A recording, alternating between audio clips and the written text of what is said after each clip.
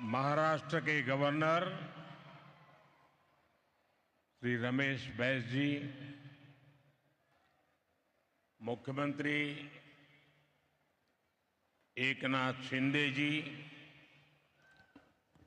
केंद्रीय मंत्रिमंडल के मेरे साथी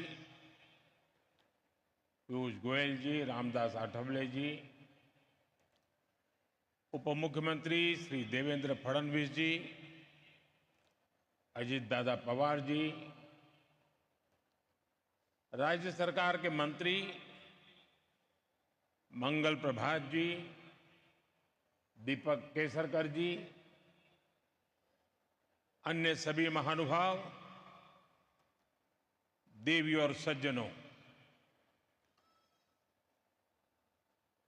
महाराष्ट्रातील सर्व बंधू भगिनींना माझा नमस्कार।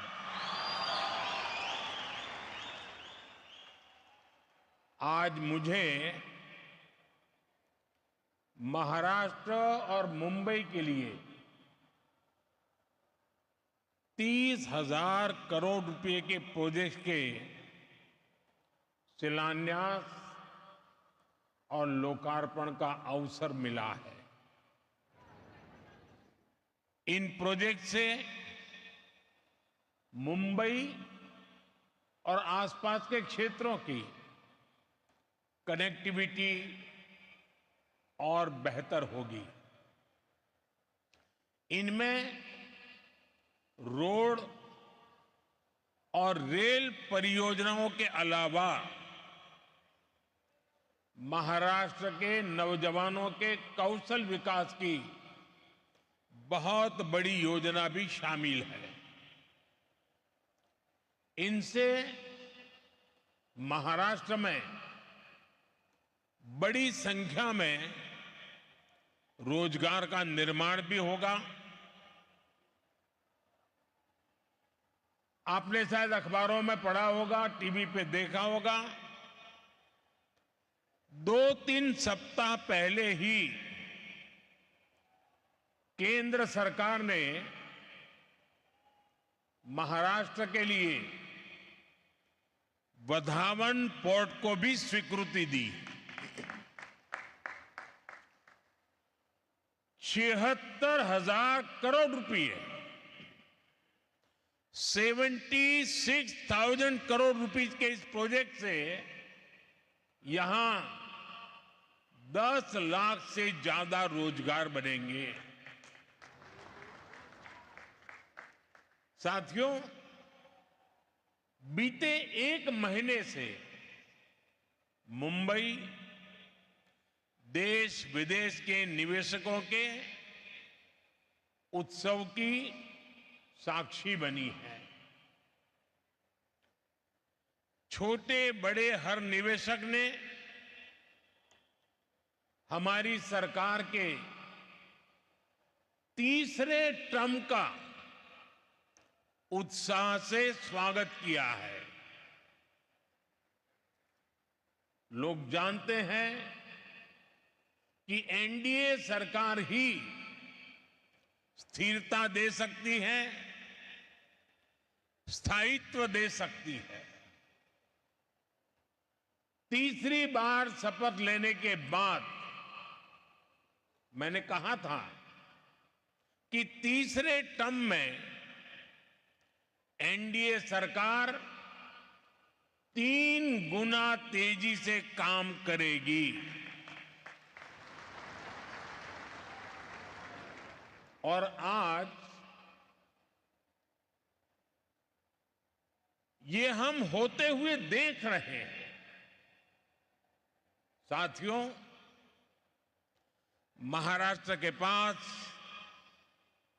गौरवशाली इतिहास है। महाराष्ट्र के पास सशक्त वर्तमान है और महाराष्ट्र के पास समृद्ध भविष्य का सपना है। महाराष्ट्र वो राज्य है जिसकी विकसित भारत के निर्माण में बहुत बड़ी भूमिका है। महाराष्ट्र के पास इंडस्ट्री की पावर है, महाराष्ट्र के पास एग्रीकल्चर की पावर है, महाराष्ट्र के पास फाइनेंस सेक्टर की पावर है। इसी पावर ने मुंबई को देश का फाइनेंशियल हब बनाया है। अब मेरा लक्ष्य है महाराष्ट्र की इसी पावर से महाराष्ट्र को दुनिया का बड़ा आर्थिक पावर हाउस बनाने का। मेरा लक्ष्य है मुंबई को दुनिया की फिनटेक कैपिटल बनाने का। मैं चाहता हूं महाराष्ट्र टूरिज्म में भारत में नंबर 1 राज्य बने। यहां छत्रपति शिवाजी महाराज के शौर्य के साक्षी विशाल किले हैं। यहां कोंकण के समुद्री तटों का मनमोहक दृश्य है। यहां सह्याद्री की पहाड़ियों पर सफर का रोमांच है। यहां कॉन्फ्रेंस टूरिज्म और मेडिकल टूरिज्म की अपार संभावनाएं हैं। भारत में विकास की नई गाथा लिखने जा रहा है महाराष्ट्र, और हम सभी इसके सहयात्री हैं। आज का ये कार्यक्रम महायुति सरकार के इन्हीं लक्ष्यों को समर्पित है। साथियों, 21वीं सदी के भारत की आकांक्षाएं, भारत के एस्पिरेशंस इस समय बहुत ऊंचे स्तर पर हैं। इस सदी के करीब करीब 25 साल बीत चुके हैं। देश की जनता लगातार तेज विकास चाहती है। अगले 25 वर्ष में भारत को विकसित बनाना चाहती है, और इसमें मुंबई की, महाराष्ट्र की भूमिका बहुत बड़ी है। महाराष्ट्र में, मुंबई में सबका जीवन स्तर सुधरे, यहां क्वालिटी ऑफ लाइफ बेहतरीन हो, यह हमारा ध्येय है। इसलिए मुंबई के आसपास के क्षेत्रों की कनेक्टिविटी को बेहतर करने का प्रयास किया जा रहा है। मुंबई में कोस्टल रोड और अटल सेतु अब पूरे हो चुके हैं। और आपको याद होगा, जब अटल सेतु बन रहा था तो इसके विरोध में भांति भांति की बातें फैलाई गई। इसको अटकाने लटकाने के लिए कोशिशें हुई, लेकिन आज इससे कितना फायदा हो रहा है ये हर कोई अनुभव कर रहा है। मुझे बताया गया करीब करीब 20,000 गाड़ियां हर रोज इसका इस्तेमाल कर रही है, और एक अनुमान है कि अटल सेतु की वजह से हर रोज 20-25 लाख रुपए का ईंधन बच रहा है। और इतना ही नहीं, लोगों को पनवेल जाने में अब करीब 45 मिनट कम लगता है। यानी समय का फायदा और पर्यावरण का फायदा। इसी अप्रोच के साथ हम मुंबई के ट्रांसपोर्ट सिस्टम को आधुनिक बना रहे हैं। मुंबई मेट्रो के विस्तार का काम भी तेज गति से चल रहा है।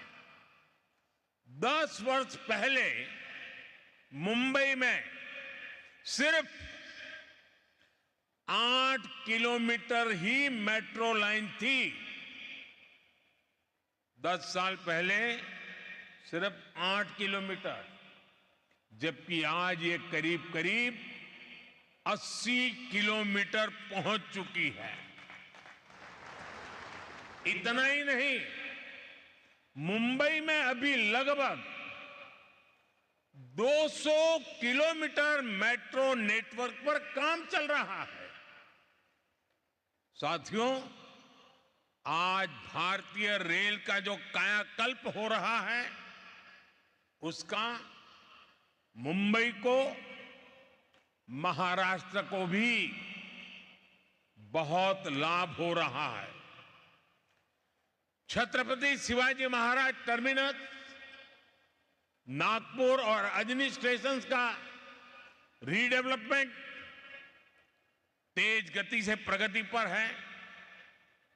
आज छत्रपति शिवाजी महाराज टर्मिनस और लोकमान्य तिलक स्टेशन पर नए प्लेटफॉर्म्स का लोकार्पण भी हुआ है। इससे 24 कोच वाली ट्रेनें, यानी लंबी ट्रेनें भी यहां से चल पाएगी। साथियों, बीते 10 साल में महाराष्ट्र में नेशनल हाईवे की लंबाई बढ़कर 3 गुना हो चुकी है। Goregaon Mulund link road project प्रगति और प्रकृति के तालमेल का शानदार उदाहरण है। आज ठाणे से बोरीवली के ट्विन टनल प्रोजेक्ट पर भी काम शुरू हो रहा है। इससे ठाणे और बोरीवली के बीच की दूरी कुछ ही मिनटों तक सिमट जाएगी। एनडीए सरकार का ये भी निरंतर प्रयास है कि हमारे तीर्थों का विकास हो, तीर्थ यात्राओं में सुविधाएं बढ़ती रहें। हम सब जानते हैं, इस समय पंढरपुर वारी में लाखों श्रद्धालु पूरे भक्ति भाव से हिस्सा ले रहे हैं। पुणे से पंढरपुर की यात्रा सुगम हो, श्रद्धालुओं को सुविधाएं मिले, इसकी चिंता एनडीए सरकार ने की है। संत ज्ञानेश्वर पालकी मार्ग करीब 200 किलोमीटर पूरा हो चुका है। संत तुकाराम पालकी मार्ग भी 110 किलोमीटर से ज्यादा पूरा किया जा चुका है। बहुत ही जल्द ये दोनों मार्ग भी यात्रियों की सेवा के लिए तैयार हो जाएंगे। सर्व वारकऱ्यांना अतिशय मनापासून शुभेच्छा देतो आणि पंढरीच्या विठ्ठलाला कोटी कोटी नमन करतो। भाइयों और बहनों, कनेक्टिविटी के ऐसे इंफ्रास्ट्रक्चर, इससे पर्यटन, खेती और उद्योग सभी को लाभ हो रहा है। इससे रोजगार के नए अवसर बन रहे हैं। जब अच्छी कनेक्टिविटी होती है तो उससे महिलाओं को सुविधा, सुरक्षा और सम्मान भी मिलता है। यानी एनडीए सरकार के ये काम गरीब, किसान, नारी शक्ति और युवा शक्ति को सशक्त कर रहे हैं। महाराष्ट्र की महायुति की सरकार भी इसी प्रतिबद्धता के साथ काम कर रही है। मुझे खुशी है कि महाराष्ट्र सरकार ने हर साल 10 लाख नौजवानों को स्किल ट्रेनिंग देने का संकल्प लिया है। मुख्यमंत्री युवा कार्य प्रशिक्षण योजना के तहत ट्रेनिंग के दौरान स्कॉलरशिप भी दी जा रही है। साथियों, भारत में बहुत बड़ी संख्या में स्किल डेवलपमेंट और रोजगार, ये हमारी जरूरत है। हमारी सरकार निरंतर इस दिशा में काम कर रही है। बीते 4-5 साल के दौरान कोरोना जैसे महासंकट के बावजूद भारत में रिकॉर्ड रोजगार बने हैं। हाल में आरबीआई ने रोजगार पर एक विस्तृत रिपोर्ट जारी की है। इस रिपोर्ट के अनुसार बीते 3-4 सालों में देश में लगभग 8 करोड़ नए रोजगार मिले हैं। इन आंकड़ों ने रोजगार को लेकर झूठे नैरेटिव गढ़ने वालों की बोलती बंद कर दी है। ये झूठे नैरेटिव वाले निवेश के दुश्मन हैं, इंफ्रास्ट्रक्चर निर्माण के दुश्मन हैं, भारत के विकास के दुश्मन हैं। इनकी हर नीति युवाओं से विश्वासघात और रोजगार को रोकने वाली है और अब इनकी पोल खुल रही है। भारत की समझदार जनता इनके हर झूठ, हर प्रपंच को नकार रही है। जब कहीं पुल बनता है, रेलवे ट्रैक बनता है, सड़क बनती है, लोकल ट्रेन का डिब्बा बनता है, तो किसी न किसी को रोजगार मिलता ही है। भारत में जैसे जैसे इंफ्रास्ट्रक्चर निर्माण की गति तेज हो रही है, रोजगार निर्माण की गति भी बढ़ रही है। आने वाले समय में नए निवेश के साथ ये अवसर और ज्यादा बढ़ने वाले हैं। साथियों, एनडीए सरकार के विकास का मॉडल वंचितों को वरीयता देने का रहा है। जो दशकों से अंतिम पंक्ति पर रहे हैं, उनको हम प्राथमिकता दे रहे हैं। नई सरकार के शपथ लेते ही हमने गरीबों के लिए पक्के घर और किसानों से जुड़े बड़े फैसले लिए हैं। अभी तक 4 करोड़ गरीबों को पक्के घर मिल चुके हैं। आने वाले सालों में 3 करोड़ और गरीब परिवारों को पक्के घर मिलेंगे। इनमें महाराष्ट्र के भी लाखों गरीब, दलित, पिछड़े, आदिवासी परिवार शामिल है। एक अच्छा आवास हर परिवार की जरूरत ही नहीं, बल्कि उसकी गरिमा से भी जुड़ा है। इसलिए हम शहरों में रहने वाले गरीब और मध्यम वर्ग दोनों के घर का सपना पूरा करने में जुटे हैं। साथियों, रेहड़ी फुटपाथ वाले साथियों को भी गरिमापूर्ण जीवन मिले, ये हमारा कमिटमेंट है। इसमें स्वनिधि योजना बहुत काम आ रही है। इस योजना के तहत अभी तक 90 लाख लोन स्वीकृत किए जा चुके हैं। इसमें से करीब 13 लाख लोन यहां महाराष्ट्र के साथियों को मिले हैं।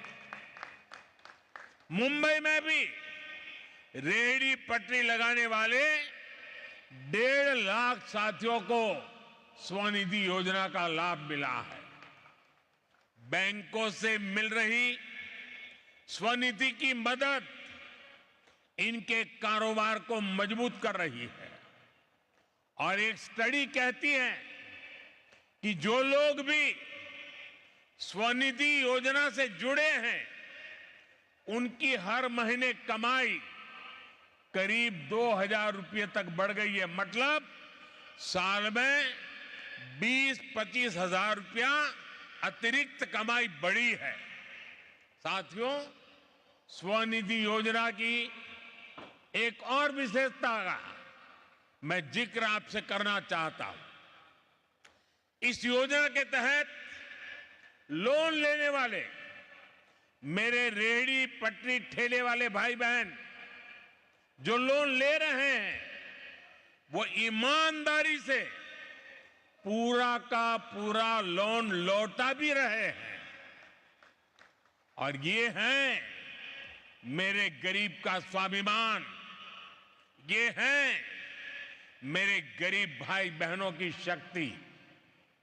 और आप ये जानकर हैरान रह जाएंगे कि स्वनिधि के लाभार्थी अब तक 3.25 लाख करोड़ रुपए का डिजिटल लेन देन कर चुके हैं।